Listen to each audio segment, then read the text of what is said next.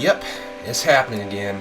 Anybody paying attention to the industry these past few days heard that Nintendo announced that they would be shutting down the eShop for the 3DS and the Wii U in March of 2023. Good news is that you have a year and some change to get whatever you want from their services. Bad news is that once they are gone, they'll probably be gone forever, as none of these games are probably going to be ported to the Switch anytime soon, if at all.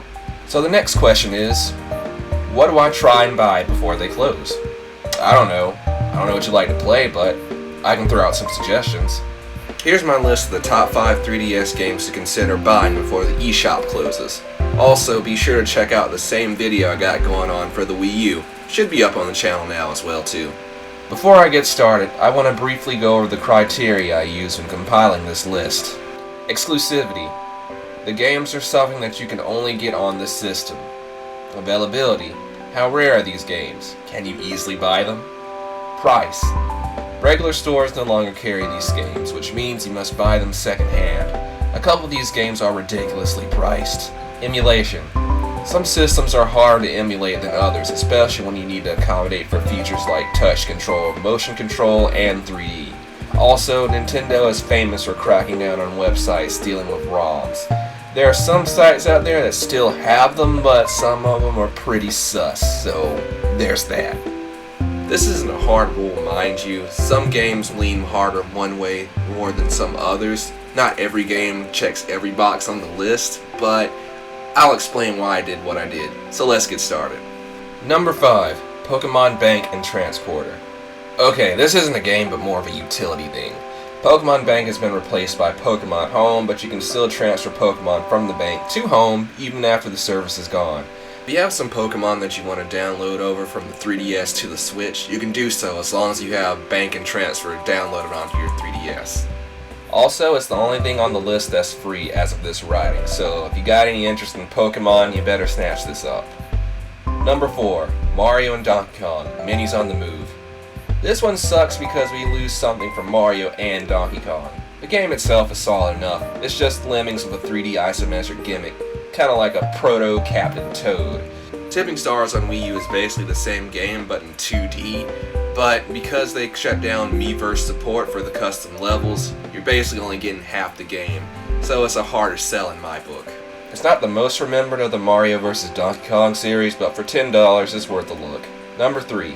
3DS Classics, Kid Icarus.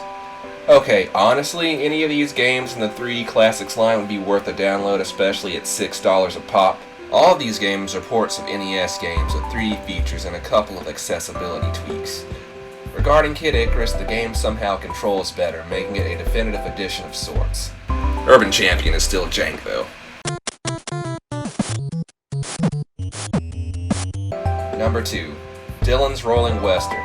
What happens when you mix tower defense with Sonic-style rolling action? You get Dylan's Rolling Western. This one came out of nowhere on the 3DS. It's a shame that a Nintendo series will lose the game that started a series. Be sure to give this one a shot, cause they don't give people the chance to get an assist trophy without being at least halfway decent.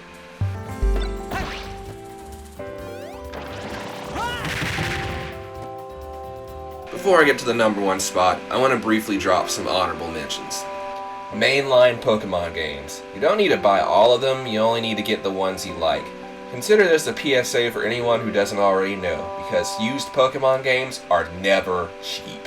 Fire Emblem Echoes and Awakening. Same deal as Pokemon, Fire Emblem gets pricey on the used game market, both are worthy of your time. Ocarina of Time and Majora's Mask 3D. This one isn't as clean cut as the other HD Zeldas in the sense that there is debate over if these versions are better than the N64 originals. Definitely play them both and decide for yourself. At $20 a piece on the eShop, you can't go wrong. Kid Icarus Uprising. Now this is how you revive a dormant franchise. Everything here redefines the series for the better across the board. The only downside is the control scheme. This one is dying for a Switch port. And now, number 1. Fire Emblem Fates. The whole damn thing. Okay, so here's how fucked this all is.